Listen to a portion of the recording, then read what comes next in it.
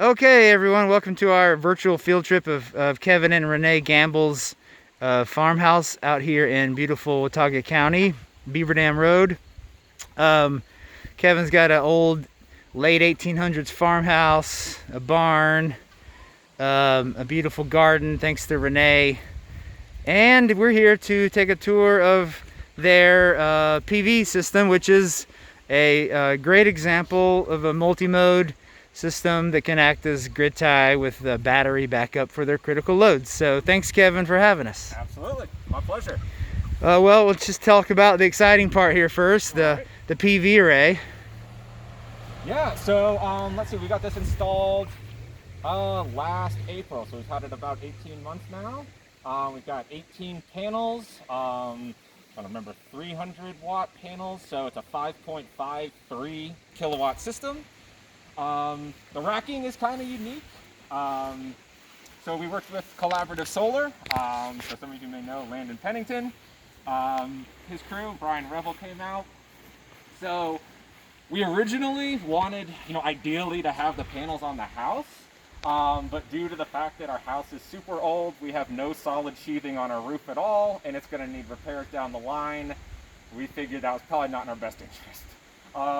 Beyond that, this gives us the capabilities to, I guess I should say the other important piece is we don't get enough sun on the roof of our house. This is the sunniest part of our yard. Yeah. So this is where we're going to get definitely the most sun hours throughout the year. Yeah, I'll just have a look toward I assume the south. Yep. And you've got a lot of beautiful sky up there. I'm so jealous. I live in a shady house in town. Yeah, our only problem is this time of year, the black walnut tree right here. I saw that, yeah. Yeah, it ends up shading just this kind of corner of the array until unfortunately about 10 a.m. Yeah, that's not bad. So I got to figure out that. Not bad though. I'm not good with heights though, so yeah, that's why again we opted to do the ground mount system. It's a little more expensive, right? But the nice little piece about it is, one, it provides us some shelter for chickens. Yeah. So they come down here and hang out in the shade. And eventually down the line, talking with Collaborative Solar, and he's had a couple other customers do this, is basically just start mounting some sheathing around here and turning it into something like storage for firewood. Cool. So it has kind of a dual purpose in that regard. So yeah, the racking itself is also kind of unique in that there's no poured concrete anywhere. Yeah, a little tough to see, but oh wow, got these steel plates, and then what they did is, actually, Brent, you probably know more about this than I do, because from what I understand, it comes from the wind industry, where they essentially run these cables down underground about 4 feet. At the end, it's got a little 4.5-inch steel pin. Yes. That when they pull back up, it kind of becomes perpendicular with the ground and gives it some support. Yeah, just a good old kind of a toggle bolt style earth anchor. Exactly, earth anchor. Yes, that's the word I'm looking for. Yep. Nice.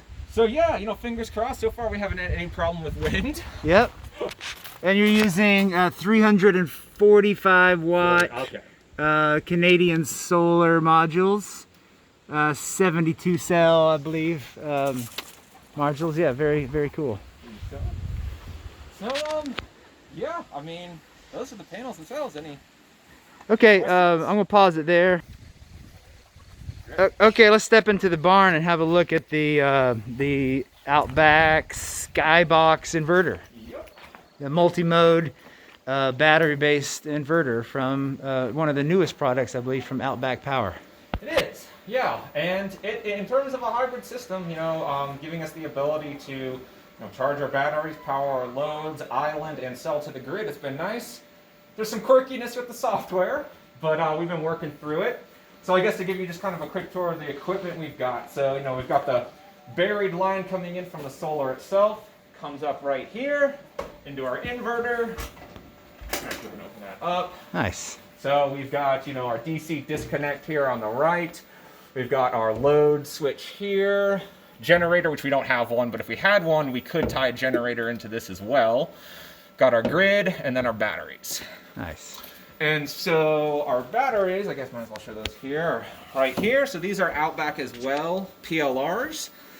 I can't remember all of the specs on them, but I can tell you that for our purposes, it gives us about 36 hours or so of backup energy in the event of a total grid outage. Right. So I would guess that each one is maybe 12 volts and about a couple hundred amp hours, and they're all in series to make 48 volts? Correct, if I remember correctly. That looks what it looks like. They've got these little series bars. Right. That came with them probably. Yep. And they're all in series. I believe that would be 4 12 volts in series to get 48 volts. I can't quite see the label, but I bought one recently the same shape and did the same thing.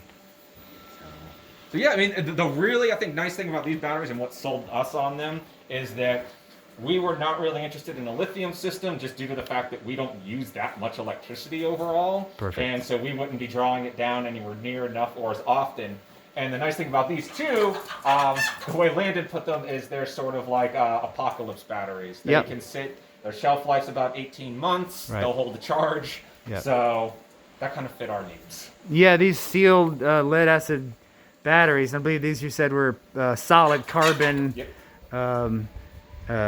plates, are perfect for these standby. You know, they stand by in a float or fully charged condition, and they're on standby for a grid outage, and they can do that for a long time. Perfect chemistry for that. Yeah, it was a trip going to pick them up because they're about 140 pounds a piece, and putting them in my Prius was not smart.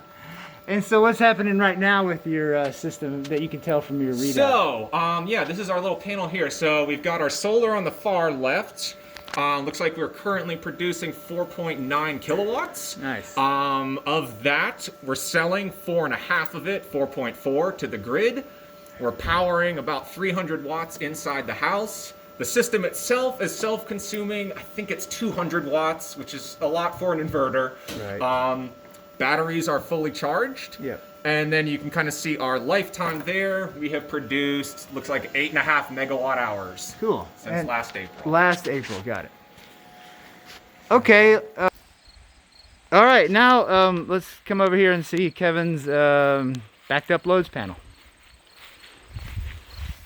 Oh, a little overgrown, but it's okay. This is our backup load panel here. So on the inside of the house, right behind this, is our main panel. And we just decided to install the backup on the outside. We've got a lot of wormy chestnut inside that we didn't want to take out. So what we've got for our backup loads are pretty much just our essentials. So we've got our well so that we can always have access to water. We've got some basic receptacles in our living room and our kitchen just for mainly powering our communication so we can still have internet. We've got power for our fridge, a few lights, and we don't yet have a wood stove. We have an old monitor heater, and it does take electricity, so we've got that plugged in as well in the event that we lose power during the winter and don't want to freeze. Gotcha. So yeah, this is our primary loads that we deal with. Otherwise, yeah, we're out of luck. We're not going to be drying any clothes, cooking any food on the stove or anything like that. But it definitely, we've used it a couple times. We have lost power for a few hours at a time, and it is nice to at least still be able to, well, if you're working, for instance, like from home, it's nice to still have power to the internet. Cool. This is just our cutoff here for the PV disconnect in the event that we have something like a fire or there's work on the grid and they need to come by and remove our solar panels from feeding onto the grid. Right. Okay, and you're on the Blue Ridge Electric? Yes, Blue Ridge Electric. And so you've just signed up a net metering agreement with them, I guess? Yep. No, I'll save my comments on that. But the bottom line is you get a credit for everything that's exported, but you also pay a pretty decent monthly fee. We do. That's really the kicker. It's the monthly fee. Right. It's about $35, $37. Yeah. And that ends up really cutting into kind of the payback on the system itself. Gotcha. The way it's structured, the way Landon has put it to me, is that the more electricity you use, the better off you're going to be from that perspective. Right, right. So gotcha. That's a bit of a bummer, but so be it. Hopefully things will change with time. Yeah. Well, Kevin, beautiful system, a perfect example of a multi-mode battery-based system. And so thanks again for the tour. Absolutely, my pleasure.